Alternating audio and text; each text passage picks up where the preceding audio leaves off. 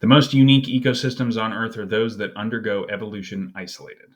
Underneath the ice sheets of Antarctica offer an untouched ecosystem that has remained isolated since around 6 million years ago to 35 million years ago.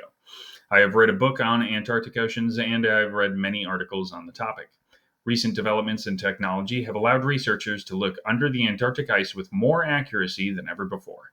It won't surprise anybody that a continent with almost double the surface area of Australia has a rich history that tells a story of discovery.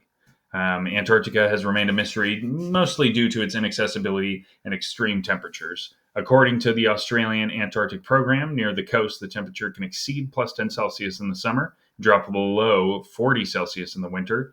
In the elevated inland, it can drop below 30 Celsius in the summer and 80 Celsius in the winter. I will now explain the expeditions to the icy continent, but for the sake of time, I will be brief. Edward Bransfield in 1820 is accredited the first sighting of Antarctica. We believe he saw the Trinity Peninsula, the northernmost point of the continent. Although Captain Cook's voyage to find the southern land was almost 50 years prior, he never actually found it. James Clark Ross in 1839 led a 4-year expedition where he and his team conducted geomagnetism surveys. Interestingly enough, just 9 years prior to this trip, Ross discovered the magnetic North Pole, their goal in 1839 to find the magnetic South Pole. However, they never reached it. Ross and his team were, however, able to determine that the South Magnetic Pole would not be reached by the sea. The Ross Sea and the Ross Ice Shelf are named after James Clark Ross.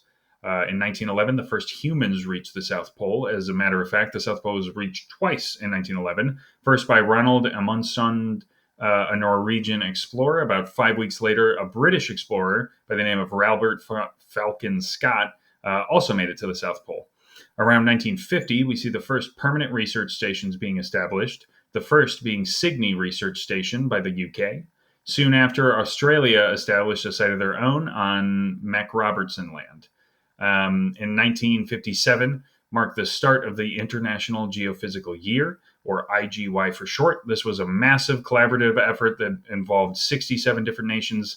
This project provided invaluable scientific data about the Earth and its planetary environment. For example, this is when the theory of plate tectonics was confirmed. In addition, this project marked the end of a long period where scientific exchange between East and West had dwindled as a result of the Cold War. The IGY proved the efficiency of the international scientific community, which is what led to the Antarctic Treaty in 1959.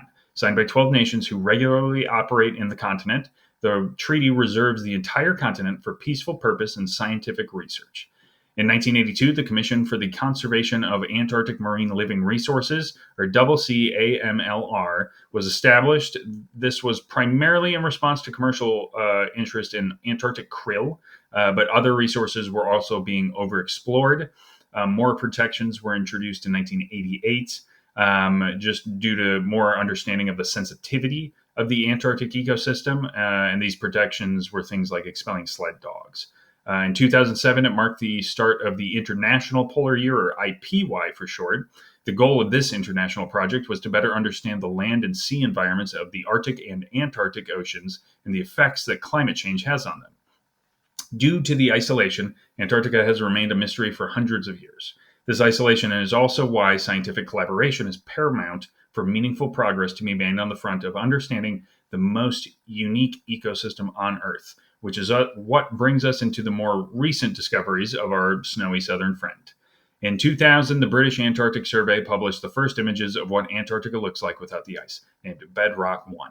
Compiling decades of data went into making this map possible. Among the techniques used for this mapping, radio echo sounding, or RES, is one of the more recent techniques. Radio waves were sent down through the ice and bounced back to receivers on the surface. In March of 2025, the survey published Bedrock 3. Bedrock 3 is the most detailed map of the geologic land hidden beneath the ice. With the publications of the bedrock maps, researchers have begun launching expeditions to specific areas of interest miles under the ice. Areas that suggest the existence of liquid water would be at the top of the list. In 2015, a team of Russian researchers set out to investigate just that. After taking the longest ice core ever recorded at 3,769 meters, or 12,366 feet, the team breached the top of the subterranean lake Lake Vostok. Lake Vostok is located roughly 4,000 meters under the ice. Compared to surface freshwater lakes, it would rank sixth in volume. The depth of the lake is between 400 and 800 meters as the basin is slanted. The water maintains a liquid state due to the extreme pressures of the ice above. The water is under an estimated 5,100 pounds per square inch with a temperature of negative 3 degrees Celsius or 26 degrees Fahrenheit. Although they reached the lake successfully, the project came under heavy scrutiny due to them using freon and kerosene to keep the drill from freezing. When they initially bored through the ice, water shot back up through the hole a few hundred feet, possibly contaminating the new ecosystem.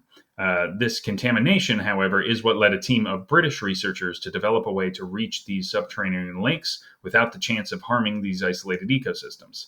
In 2022, Professor Craig Stevens and a team of researchers landed in Antarctica to use a high-pressure water hose that would bore a hole with sterilized water at temperatures above 190 degrees Fahrenheit. After 2 years of studying satellite images of the area, they found a groove in the ice that caught their attention as a possible under-ice estuary. When the hole was successfully melted, the team lowered a camera into the below-freezing water far beneath the ice sheet. I believe it was around 1,600 meters, but I couldn't find my source, so don't quote me on that. When looking at the footage, all they saw was murky debris-filled water. They refocused the device and deployed it again. As the loose cloud of debris came into focus, the researchers were able to discover that this was no debris at all, but smart arthropods, a swarm of them. They were only able to collect a small fraction of the data samples they wanted to. However, work has already gone underway into understanding this unique ecosystem and exploring it. This incredible discovery is only furthered by the notion of how isolated environments develop and evolve over time. Oceanic islands are a more common example of an isolated environment. Paleontologists have given us insight into how life on these isolated ecosystems evolved. Haytag Island's prehistoric fossil record perfectly highlights a feature of isolated environments when given enough time: dwarfism and gigantism. Haytag Island existed in the late Cretaceous period in the Theseus Sea at the earliest 66 million years ago. This island boasted a high biodiversity that had gone through an evolutionary process called insular dwarfism. Basically, less available resources due to the limited amount of space means organisms slowly but surely decreased in size. On the other hand, Haytag Island is also home to a variety of petrosaurs that had gone under gigantism. Gigantism occurs when an organism goes unchecked with an abundance of resources. The Hatzcopodoptrix was an absolutely massive petrosaur that called this island home, standing at 18 feet tall and having a 36-foot wingspan. With all the small and medium-sized creatures, everything was on the menu for this petrosaur.